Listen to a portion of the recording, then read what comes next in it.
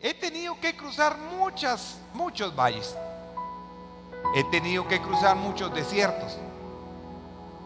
Por eso con autoridad yo le podría hablar de muchos valles, muchas decepciones, muchas crisis, muchos enredos que he tenido en mi vida y que gracias a Dios he logrado cruzar, caminar hacia la otra esquina, hacia la otra orilla, en medio de esa crisis. Así que hoy, a través de este mensaje, yo quiero guiarte sobre ese camino. Y quiero hablarte sobre 3 valles. 3 valles que quiero que vayamos nosotros estudiando para poderte guiar de alguna manera. Si estás atravesando una crisis, poder salir de esa crisis victorioso, tomado de la mano del Señor. Porque cada crisis, escuche, tiene un propósito. Repita conmigo: la crisis tiene un propósito. Dígale que está a la par: tu crisis tiene un propósito. El secreto es saber identificar, escuche, y no confundirte. ¿En qué aspecto? Bueno, uno de los primeros valles que yo quiero que examinemos y que estudiemos detenidamente es el Valle de las Lágrimas. Todos hemos caminado sobre ese valle y debes de cruzarlo.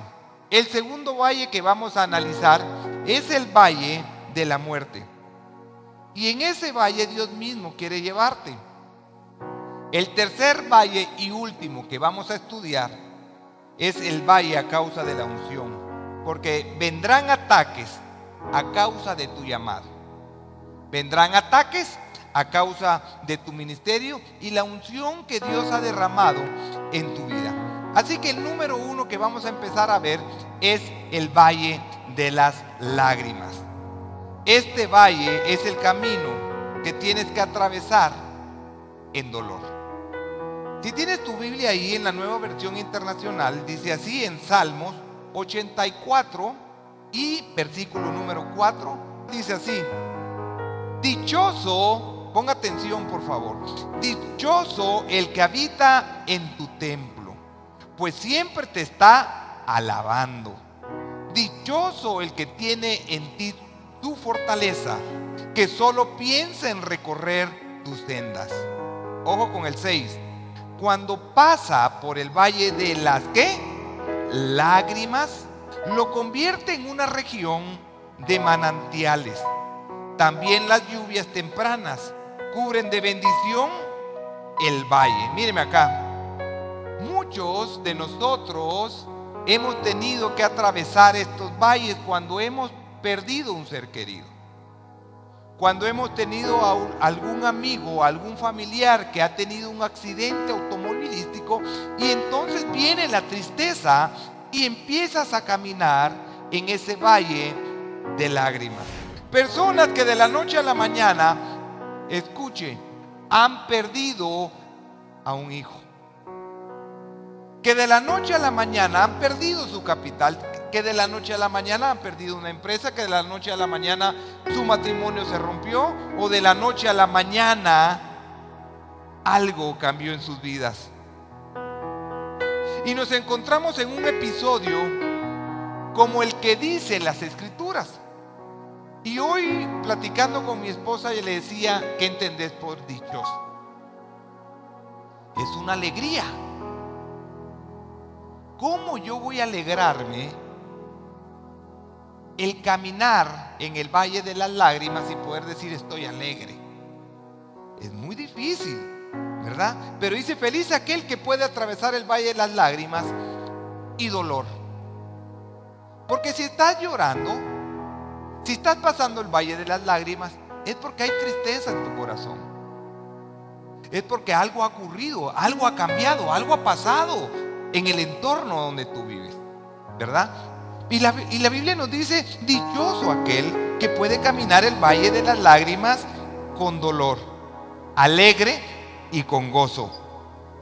Así que cuando surgen tantas preguntas y hay pocas respuestas, ¿verdad? Puedes transformar esa tristeza en bendición.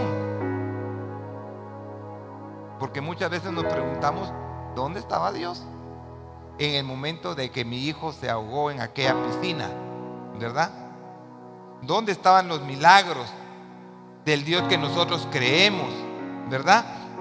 He conocido hombres de Dios que han ministrado la sanidad y ellos mismos han tenido que cruzar el valle de las lágrimas, el valle de la muerte, por causa de una enfermedad. Y tú te puedes preguntar, ¿y no que tú me protegías? ¿Y no que tú eres el Dios de los milagros? Y escuche, si Dios protege, por supuesto que protege, por supuesto que hace milagros, pero Él valora la vida eterna.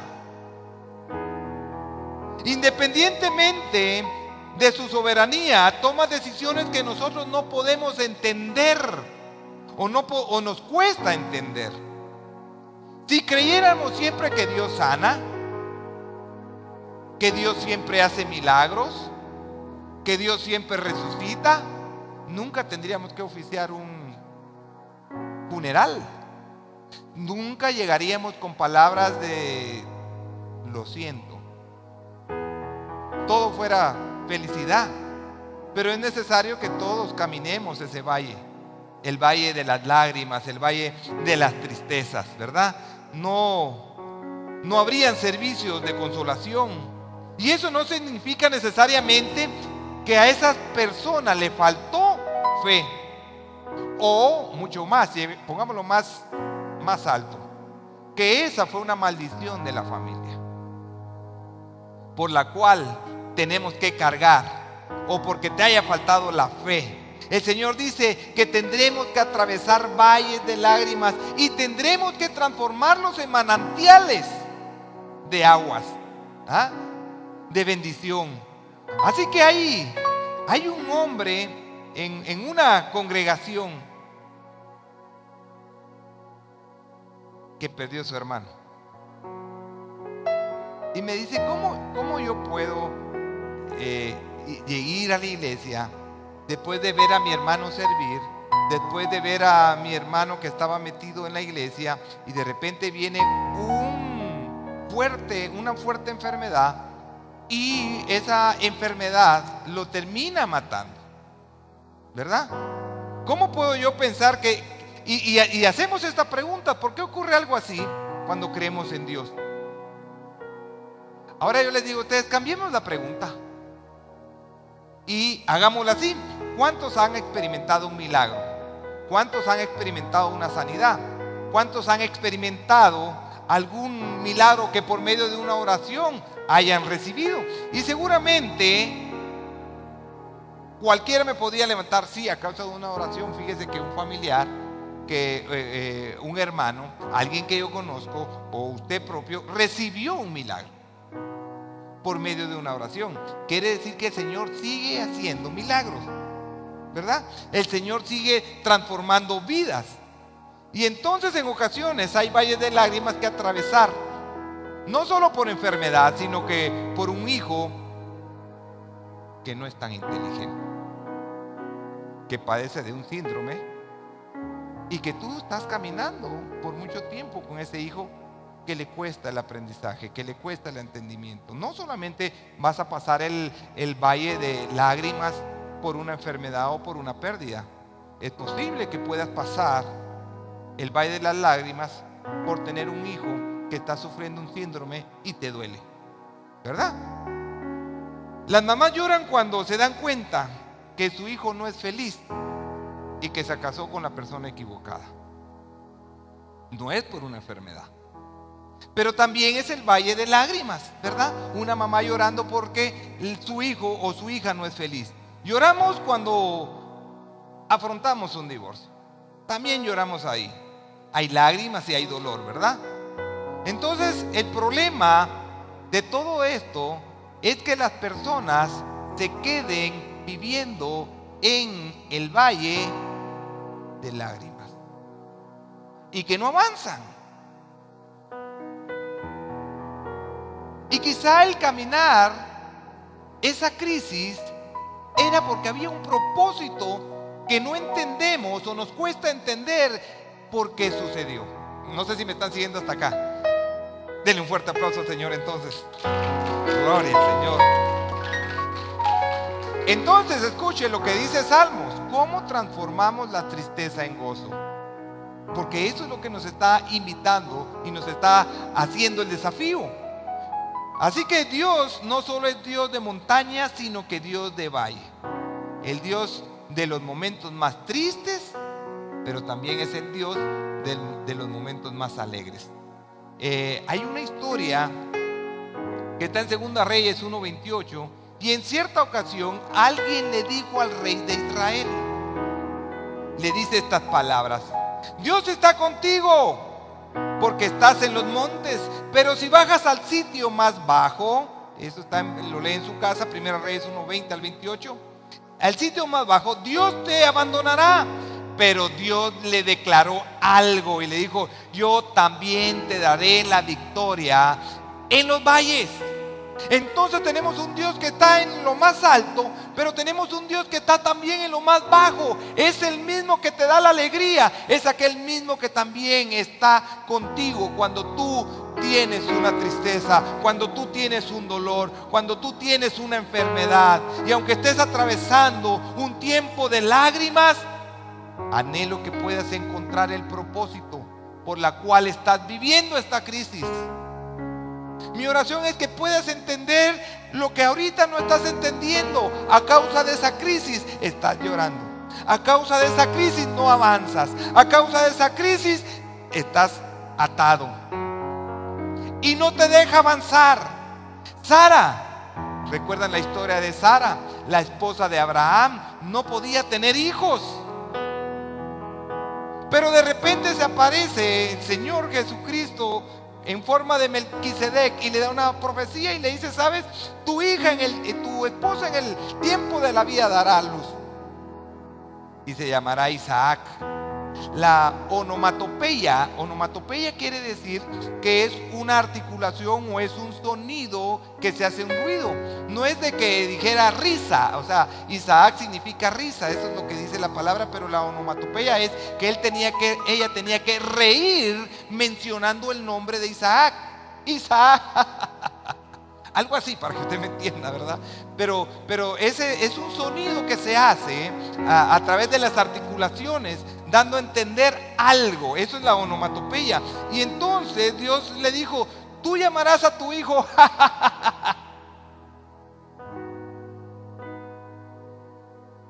Les da risa, pero así, cuando estudiamos, ¿verdad? Así es. Tú llamarás a tu hijo. Risa, ¿verdad? Bueno, entonces, cada vez que Sara tenía que nombrar el nombre de Isaac, ¿cómo creen ustedes que lo tenía que nombrar? Isaac. Así lo tenía que nombrar, ¿verdad? Con risa, eso es. Entonces ninguno de los grandes próceres de la historia sabía que estaba escribiendo la página más importante de uno de sus libros de su historia. Abraham, cuando se dispuso a sacrificar a su hijo, él no sabía que estaban escribiendo su historia. Por ejemplo, Noé no sabía que su historia estaba siendo escrita y que de dos en dos tenía que estar llevando a los animalitos al arca. Nadie sabía que se estaba escribiendo una historia, y nadie sabe la historia que se está contando, que se está escribiendo de tu vida. Cada uno de ellos pasó situaciones difíciles, cada uno de ellos tuvieron que caminar la crisis para llegar a un propósito. Y alguna vez ellos tuvieron que preguntar: ¿por qué me pones a construir un arca en medio de este desierto? No conocemos qué es la lluvia, nunca ha caído el agua acá, y tengo que soportar esos burlones que se vienen a mofar de mí, decía él. Señor, me pones a construir algo, estoy loco. Y la gente decía: ese está loco construyendo, mire, tremenda arca que está haciendo. Y peor si les decía: ¿y saben qué? Tengo que meter 2 animales de cada especie en pareja. Está loco. ¿Cómo los va a juntar? De veras, miren, si yo le digo: mire, tráigame de aquí para mañana un gato y una gata y un gato, un perro y una perra, tráigame un jabalí macho y un jabalí hembra. Usted batallaría, pero lo que no sabían es que Dios iba a dar la orden para que los animalitos llegaran juntos. Solo faltaba que entraran de la mano ustedes. Solo eso faltó, ¿verdad? Pero eso lo hizo Dios. Y ellos pudieron haberse preguntado en medio de la construcción, ¿cómo es que vamos a meter a los animales? Dios no les había dicho, yo te los voy a mandar. Él solo dijo, construí el arca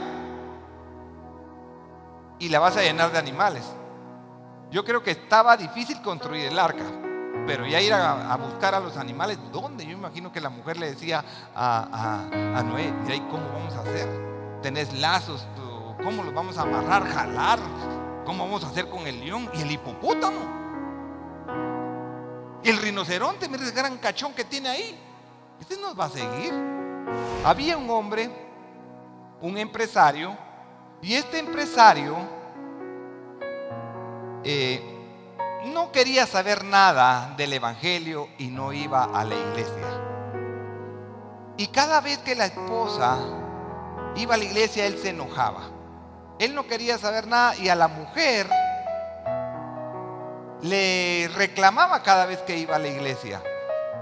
Una vez ella estaba viendo un programa de televisión y viendo una prédica de un pastor, y de repente llega el hombre muy enojado, le tira la computadora y a punto de poder agredirla a ella. Y eran tormentos siempre que le mencionaba a la iglesia. Y un día los niños llegan y le dicen, papi, nos vamos a bautizar. ¿Y cómo se van a bautizar? Y empieza a discutir con los niños. Y los niños le decían, es que es algo especial para nosotros el bautismo. Él no quería saber nada. Hubo una vez una tarde de alabanza, la esposa agarra a sus dos hijos, se van al lugar, al centro, a la iglesia, y de regreso empezó a llover. De alguna u otra manera la mujer pierde el control y se va a un barranco. Lamentablemente, allí fallece la esposa y fallecen los hijos.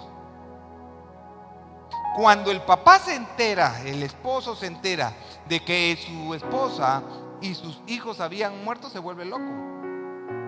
Va a la iglesia y empieza a agredir a los pastores, a la congregación, a los servidores, y que por su culpa su esposa y sus hijos estaban muertos, y hubo un gran lío por esa situación.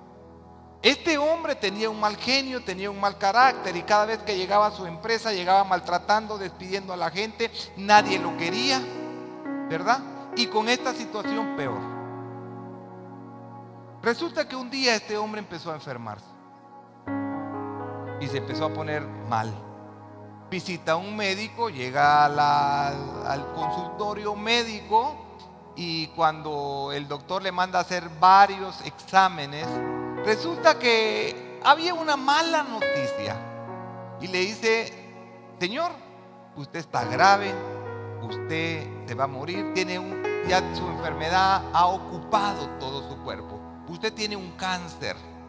Este hombre regresa a la casa, se queda pensando y empieza a llorar y empieza a decir, Señor, me quitaste a mi familia, me quitaste a mis hijos, y ahora, y empezó a recordarse aquella vez cuando su mujer estaba viendo un programa, una prédica de un hermano, y recordándose que había transformado su vida, y él llorando, y empezó a orar, y su oración fue la siguiente: Señor, perdóname, perdóname. Y entonces cuando regresa a la empresa, totalmente distinto, esa oración lo había cambiado a él. Entonces cuando llegó empezó a tratar bien a los empleados, empezó a hablarles de alguna manera, y les propone que si las ventas suben, el 50% iba a ser repartido entre todos ellos.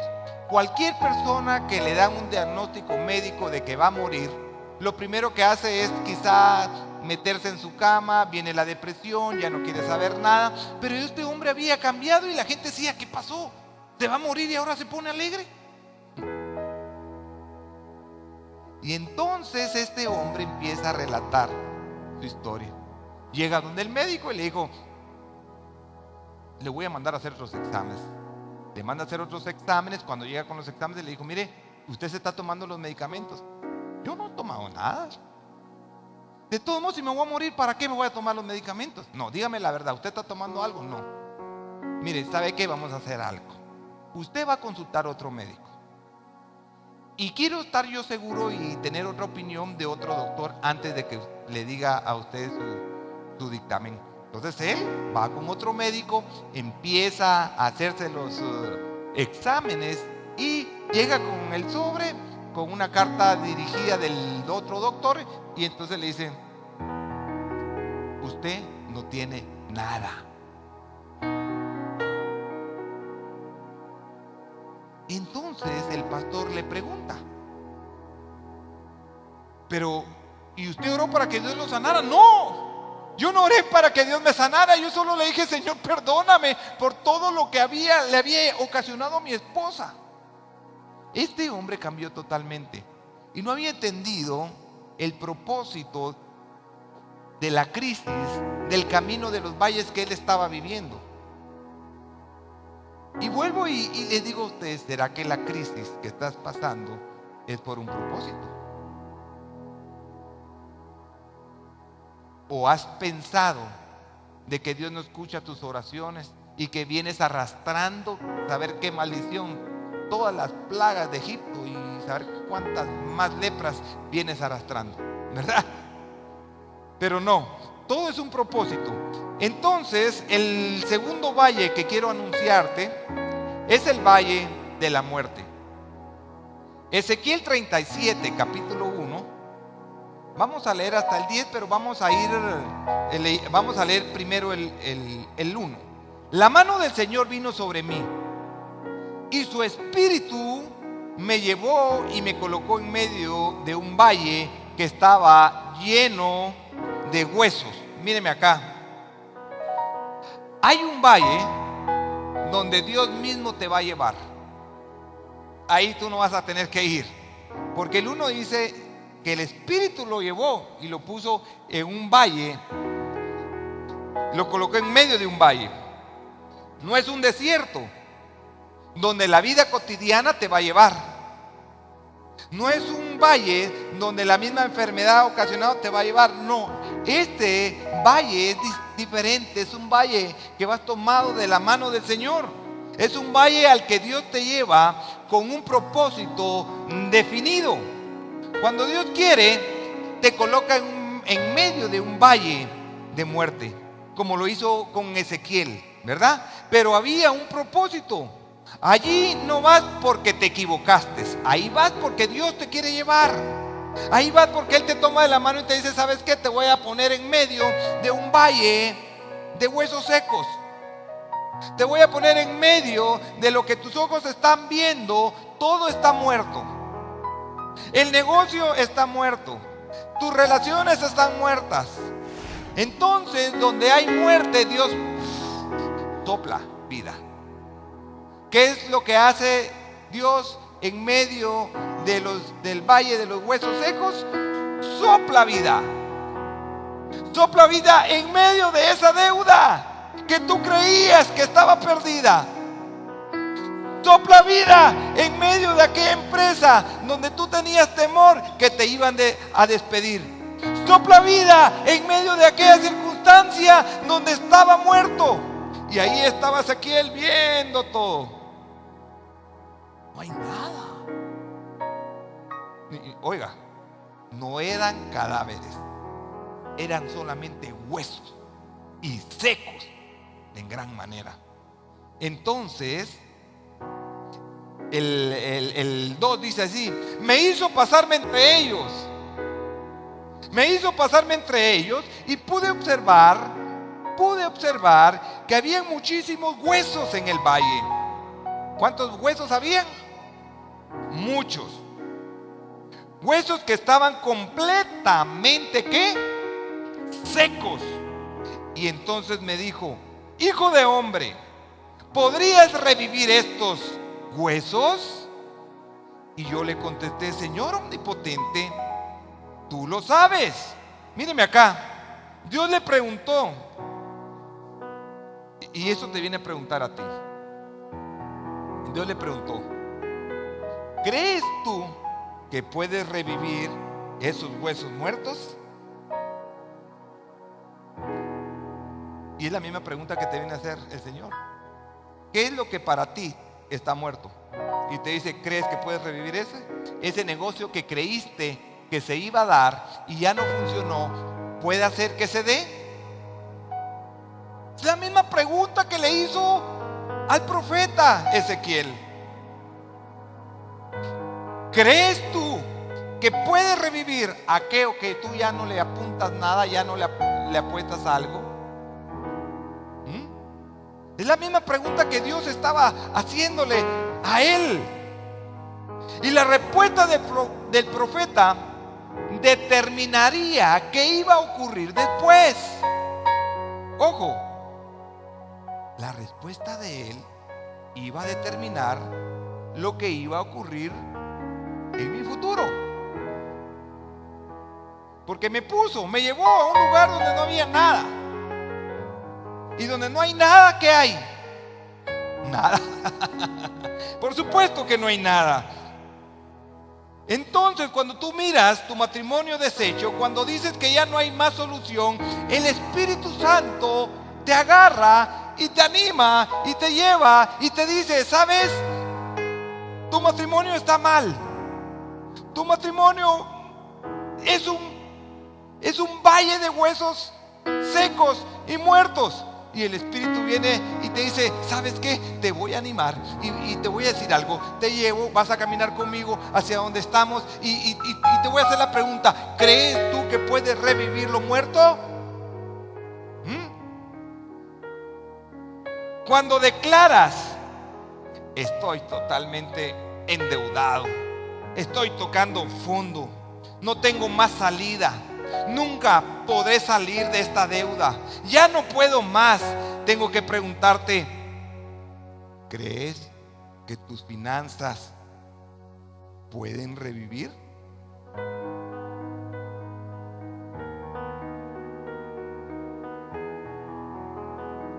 Lo que tú crees que ya no funciona para ti porque ya lo intentaste una y otra vez, te podría yo preguntar, ¿crees que puede funcionar?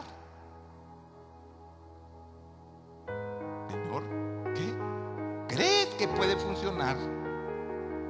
Y el Espíritu te lleva y te dice, ¿sabes? Yo te llevo y yo te voy a hacer la pregunta. ¿Crees que puedes resucitar lo que estaba muerto? La pregunta que Dios siempre se hace. ¿Crees que puedes ser sano? ¿Crees que puedes ser salvo? ¿Crees que puedes ver tu milagro? ¿Crees que se puede hacer?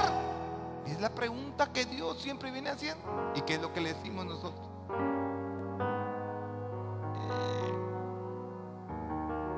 No lo sé, Señor, tú lo sabes. ¿Verdad? Como el Chavo del 8. Tú lo sabes. El cambio va a ser positivo si tu determinación al contestar va a decir, sí, Señor, sí va a haber un cambio, va a ser posible, las cosas van a cambiar de hoy en adelante. Yo declaro algo bueno a favor y los cielos están abiertos como cantábamos hoy, y tu gloria llenará esta casa y tu gloria llenará mi...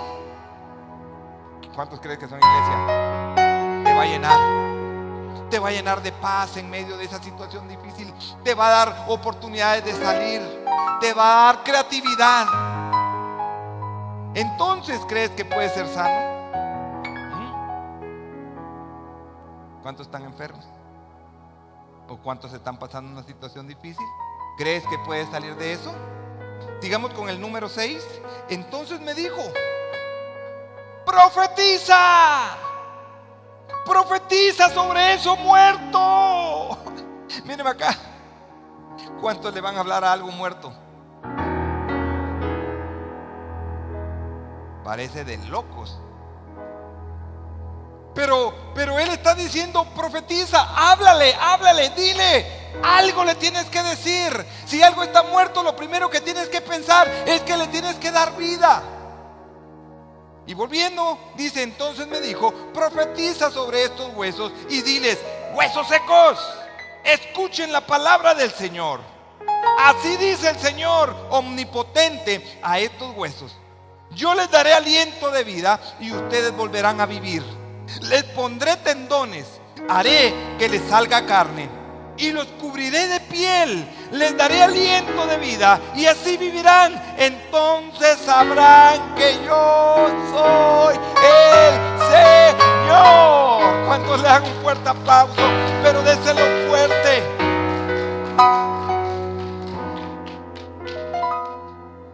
Pregunta: ¿no crees que Dios pudo revivirlos y darles cuerpo, carne y tendones y todo? ¿Sí o no? Lo pudo haber hecho. Él lo pudo haber hecho. Pero le dijo a tu siervo: profetiza, háblale tú. Algo tienes que hacer. Todo lo tengo que hacer yo. Algo tienes que hacer. Quiero una moto, quiero un carro, quiero una novia, quiero casarme, ya no aguanto. Ya viene la venida del Señor y yo quiero casarme. Y no hay modo, ¿verdad? Ten misericordia de mi Señor.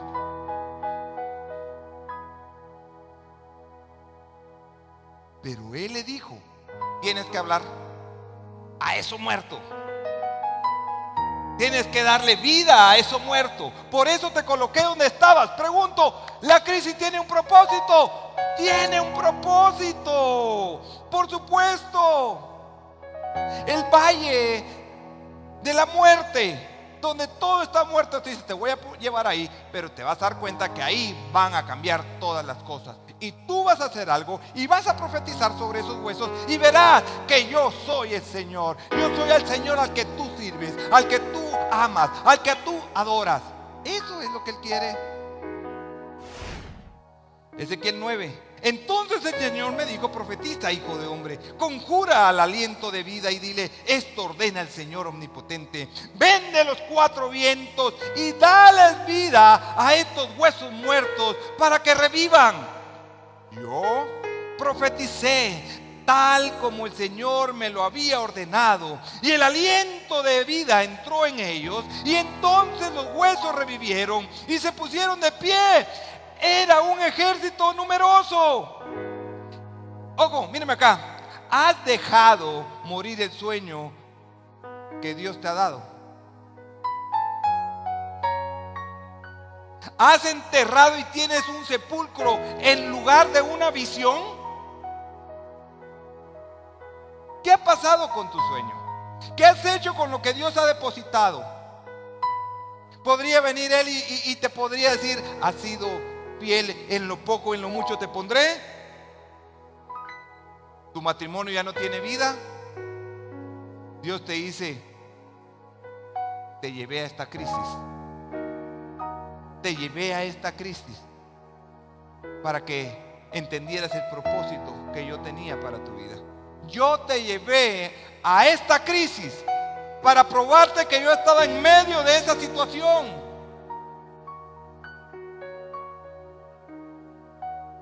¿Y has profetizado sobre eso muerto? ¿Estás orando por aquellos documentos que no pudiste pagar?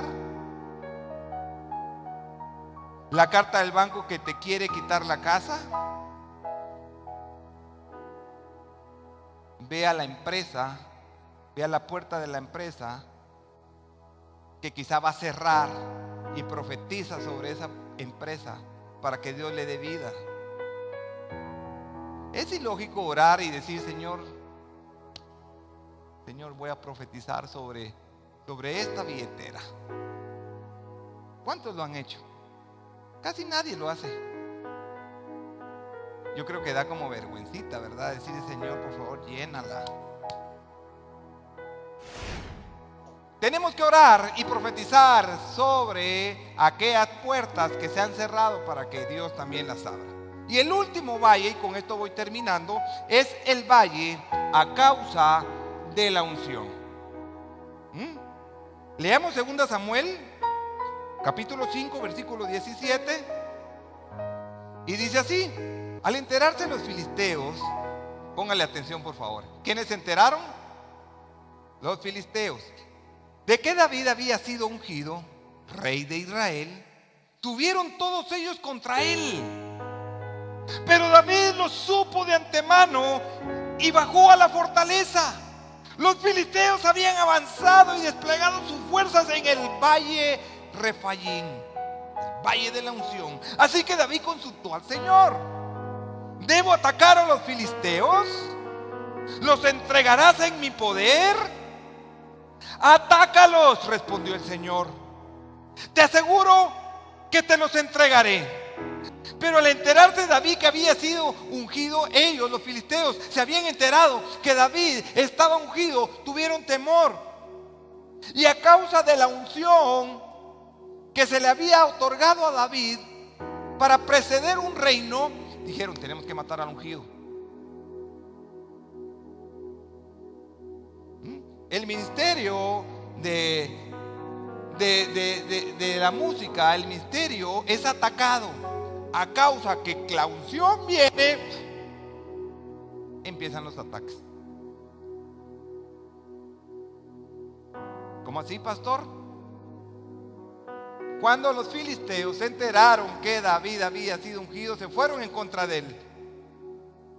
Cuando recibió esa parte de la unción, cuando Dios habla y declara sobre ti que hay una bendición, que hay una unción, cuando el enemigo se entera de que estás ungido, hará todo lo posible para matarte, para volarte la cabeza, para que no seas tropiezo.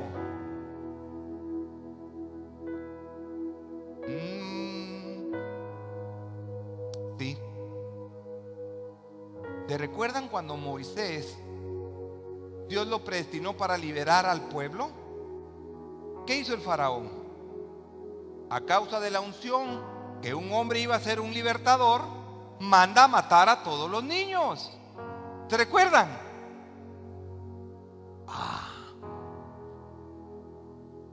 Cuando Jesús nació, Herodes mandó a matar a todos los niños. ¿Por qué? Porque se enteró que había alguien que iba a liberar a todo un pueblo.